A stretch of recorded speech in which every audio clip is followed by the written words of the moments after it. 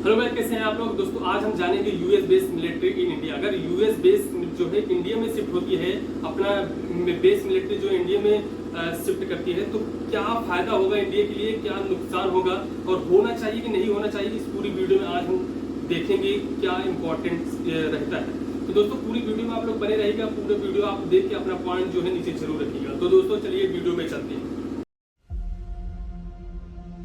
नमस्कार दोस्तों, स्वागत है आप सभी का डिफेंस इनसाइट के एक बेहद ही फ्रेश एपिसोड में। आप सभी को ध्यान होगा कि अभी कुछ दिनों पहले एक रिपोर्ट आई थी जिसमें यह कहा जा रहा था कि अमेरिका भारत में अपना मिलिट्री बेस बनाना चाहता है और अमेरिका द्वारा ऐसा करने का उद्देश्य ये था कि वो भारत की जमीन पर अपना मिलिट्री बेस बनाकर अफगानिस्तान में अपनी over the horizon strike capabilities को बढ़ा सके। लेकिन भारत ने दूर से ही नमस्ते कहकर अमेरिका के इस मिलिट्री बेस बनाने वाले प्रस्ताव को पहले ही खारिज कर दिया। लेकिन आज के एपिसोड में हम इस बात को समझने की कोशिश करेंगे कि अगर अमेरिका का मिलिट्री बेस भारत में बनता तो उसके क्या फायदे हैं और क्या नुकसान हैं, और क्या भारत को फॉरेन मिलिट्री बेस भारत की जमीन पर बनाने के लिए मंजूरी देनी चाहिए थी या नहीं, और अगर नहीं तो फिर क्यों। तो चलिए अब और समय न गवाते हुए बढ़ते हैं हमारे आज के इस एपिसोड की तरफ।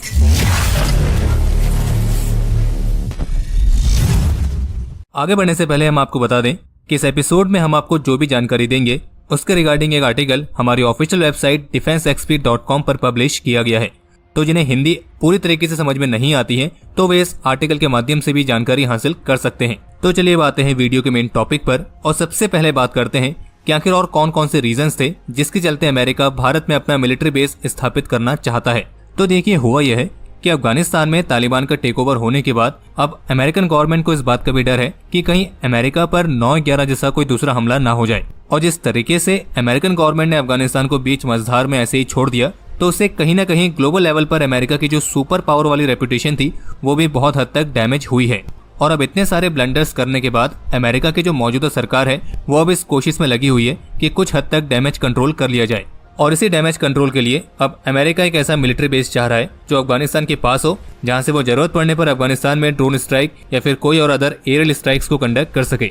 और अफगानिस्तान के जो अधिकतर पड़ोसी हैं वो पहले ही अपनी जमीन पर किसी फॉरेन मिलिट्री बेस के एक्सेस को मना कर चुके हैं, जिनमें उज्बेकिस्तान, तजाकिस्तान और तुर्कमेनिस्तान जैसे स्टेट हैं। तो वो एक ऐसे मिलिट्री अलायंस का हिस्सा है जो रशिया से जुड़ी हुई है, जिसे कहते हैं collective security treaty organisation, short form में CSTO।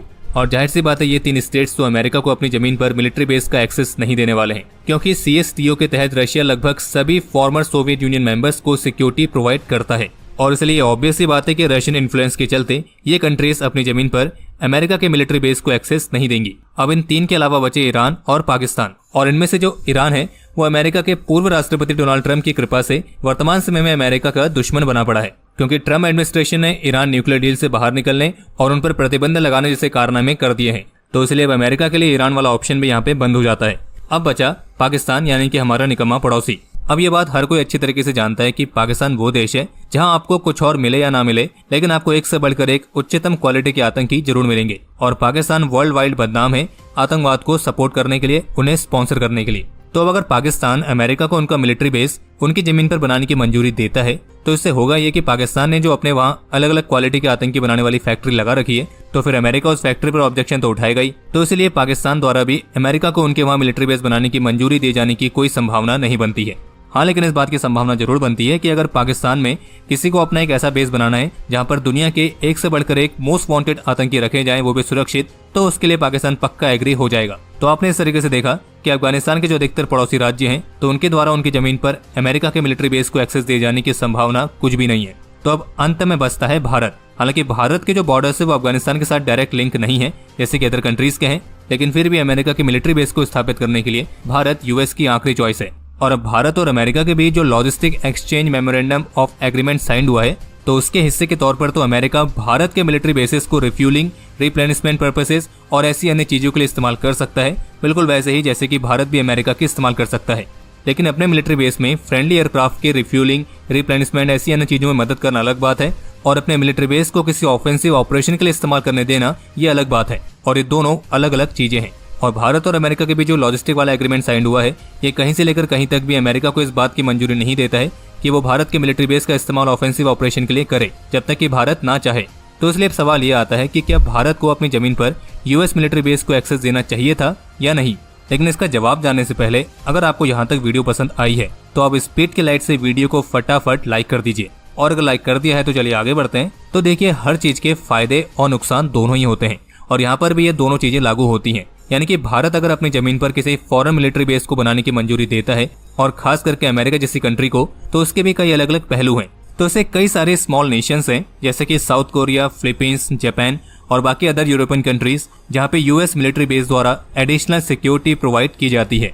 हालांकि global fire power index rating के अनुसार भारत दुनिया की चौथी स्ट्रॉन्गेस्ट मिलिट्री है, लेकिन चलिए एक बार के लिए हम इस बात को भूल जाते हैं। और अब ऐसे में अगर यूएस का मिलिट्री बेस भारत में बनता है तो जाहिर सी बात है यूएस भारत को भी एडिशनल सिक्योरिटी देगा और अगर कोई दुश्मन भारत पर हमला करता है तो अमेरिका की तरफ से डिटेरेंस कैपेबिलिटी भी मिलेगी और साथ ही साथ ये भारत और अमेरिका के डिफेंस कॉपरेशन को काफी हद तक इम्प्रूव करने में मदद भी करेगा। लेकिन पॉइंट यह है कि इनके अलावा भारत में यूएस मिलिट्री बेस बनाने के कोई और अदर बेनिफिट्स नहीं है और ये जो बेनिफिट्स मिल रहे हैं इनमें से अगर कुछ नहीं भी मिलेंगे तो भी भारत को कुछ खास फर्क नहीं पड़ेगा। और उसका कारण यह है कि भारत की इंडियन आर्म फोर्सेस इतनी कैपेबल हैं कि वो न केवल अपने मातृभूमि को डिफेंड करने में सक्षम है, बल्कि अगर जरूरत पड़ती है तो वो अपने भूटान जैसे पड़ोसी राज्यों को भी सुरक्षित कर सकती है। हमारे पास इस दुनिया की सेकंड लार्जेस्ट आर्मी है, फोर्थ लार्जेस्ट एयरफोर्स है और सेवंथ लार्जेस्ट नेवी है। और क्या आपको लगता है कि इतना सब होने के बाद भी हमें किसी दूसरे कंट्री की जरूरत है अपनी जमीन को डिफेंड करने के लिए? और अपनी जमीन की प्रोटेक्शन के लिए किसी फॉरेन कंट्री के मिलिट्री बेस को अपने वहां बनाने के लिए मंजूरी देना न केवल हमारे प्राइड के खिलाफ है बल्कि हमारे पॉलिटिकल पॉलिसीज के भी खिलाफ है। इसके अलावा अगर अमेरिका का मिलिट्री बेस भारत में बनता है तो इससे भारत अपने रशिया जैसे रिलायबल पार्टनर के साथ रिश्ते खराब करेगा, क्योंकि जाहिर सी बात है ये भारत और रशिया के रिश्तों को नकारात्मक तरीके से प्रभावित करेगा। और हमें नहीं लगता है कि किसी ऐसी कंट्री के लिए रशिया जैसे रिलायबल डिफेंस पार्टनर का सैक्रिफाइस किया जाए जिस पे आप पूरी तरीके से भरोसा कर ही नहीं सकते हैं। और ऑल ओवर द वर्ल्ड ऐसा कई बार ऑब्जर्व भी किया गया है कि जिन जिन कंट्रीज पर अमेरिका ने अपने मिलिट्री बेस बनाए तो उनको वहां पर कई सारे क्रिटिसिज्म और वहां के लोकल रेजिडेंट्स की ओपोजिशन का सामना भी करना पड़ा है। और ऐसा भी कई बार पाया गया कि बेसिस पर तैनात यूएस सोल्जर्स ने कई सारी प्रॉब्लम्स भी क्रिएट करी हैं। और कमाल की बात यह है कि स्थानीय लॉ के अनुसार आप उन यूएस सोल्जर्स को सजा भी नहीं दे सकते हैं, क्योंकि उन्हें एक तरीके से डिप्लोमेटिक इम्यूनिटी मिली होती है। और हमें यह भी नहीं भूलना चाहिए कि अमेरिका ने पास्ट में भारत पर कितने बड़े बड़े उपकार किए हैं। जैसे कि 1971 के भारत पाकिस्तान युद्ध के दौरान अमेरिका ने भारत के खिलाफ अपनी 7th फ्लीट को भेज दिया था। इसी तरह 1999 के कारगिल युद्ध के दौरान अमेरिका ने सैटेलाइट इमेजेस देने से मना कर दिया था। और बाकी जब हमने अपने न्यूक्लियर वेपन्स का परीक्षण किया तब अमेरिका ने कैसे कैसे प्रतिबंध लगाए उससे तो कोई भी अनजान नहीं होगा। बाकी क्रायोजेनिक इंजन टेक्नोलॉजीज को रोक देना हो, भारत के मिसाइल प्रोग्राम्स को लेकर ऑब्जेक्शन उठाना हो, भारत के स्पेस प्रोग्राम को लेकर ऑब्जेक्शन उठाना हो, और ऐसे कई सारे उपकार हैं जो अमेरिका ने भारत पर किए हैं। और हम इसको उपकार इसलिए कह रहे हैं क्योंकि जितने बार भी अमेरिका ने अपनी सुपर पावर का रौब दिखाकर भारत को दबाने की कोशिश करी है, भारत ने उतनी ही डबल स्पीड से प्रगति करी है। और चलिए पास्ट की बात ना भी करें क्योंकि वो तो बीत चुका है। अगर आप वर्तमान को भी ले लें तो ये वही अमेरिका है जिसने अफगानिस्तान को ऐसी स्थिति में छोड़ दिया जहां उसने एक बार भी नहीं सोचा कि उसके इस कदम से बाकी कंट्रीज और खास करके भारत पर क्या असर पड़ेगा। और अमेरिका ने ये सिर्फ अपने इंटरेस्ट को ध्यान में रखकर ही किया है।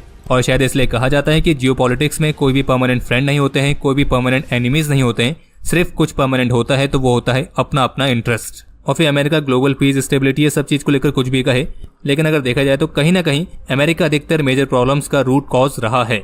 और वैसे भी अगर अमेरिका वाकई में भारत में मिलिट्री बेस बनाकर भारत की भी कोई मदद करना चाहता है तो सबसे पहले तो उसे पाकिस्तान जैसी कंट्री पर भारी प्रतिबंध लगाने चाहिए जिसने तालिबान टेक ओवर में एक बहुत ही महत्वपूर्ण भूमिका निभाई। और जबकि कमाल की बात यह कि अमेरिका को पाकिस्तान की सारी हरकतों के बारे में पहले से पता रहता है, लेकिन उसके बावजूद भी उस पर कोई ऐसा एक्शन नहीं लिया जाता है जो लेना चाहिए। और वैसे भी अमेरिका की जो भी मौजूदा सरकार है यानी कि बाइडेन एडमिनिस्ट्रेशन, तो उनके तो खैर फैसले लेने के तरीके बिल्कुल ही अलग हैं और अब वे एक के बाद एक केवल ब्लंडर ही कर रहे हैं। तो ये वो सभी कारण हैं जिसके चलते आप कह सकते हैं कि भारत को अमेरिका का मिलिट्री बेस भारत की जमीन पर बनाने की मंजूरी नहीं देनी चाहिए। और बाकी इस पर आपके जो भी विचार है आप कमेंट सेक्शन में शेयर कर सकते हैं। और इसी नोट के साथ हम इस वीडियो को एंड भी करना चाहेंगे और आपको ये कहना चाहेंगे कि अगर आपको वीडियो पसंद आई हो तो वीडियो को स्पीड के लाइट से लाइक करना नहीं भूलना, ज्यादा से ज्यादा शेयर करना। कोई भी सुझाव हो, सवाल हो, उसके लिए कमेंट सेक्शन ओपन है। बाकी अगर आप चैनल पर नए हैं तो चैनल को भी सब्सक्राइब जरूर करना। और तब तक के लिए जय हिंद, वंदे मातरम। दोस्तों जैसे आपने देखा है वीडियो में, दोस्तों आप लोगों का क्या इसमें मत रहता है कि क्या यूएस मिलिट्री जो है बेस इंडिया में होना चाहिए? क्योंकि दोस्तों आप देख सकते हैं कि जिस तरीके से वीडियो में बताया है इसमें आप जो है पूरी सच्चाई को जो है देख सकते हैं कि अमेरिका जो है हमेशा जो है इंडिया के लिए जो है हमेशा कुछ न कुछ जो है रोड़ा बनने की कोशिश किया है। जैसे कि 1971 के युद्ध और 1999 के युद्ध के बारे में भी इसमें जिक्र किया गया है किस तरीके से जो है अमेरिका इंडिया को जो है डिफेंस नहीं देती है बल्कि इसका विरोध करती है। तो दोस्तों आपको क्या इसमें लगता है, आप अपना पॉइंट कमेंट में जरूर रखें। तो दोस्तों आज के लिए इतना ही। अगर आप चैनल में नए हैं तो लाइक शेयर सब्सक्राइब जरूर करिए दोस्तों इसी तरीके से वीडियो के लिए। तब तक के लिए जय हिंद, जय श्री राम।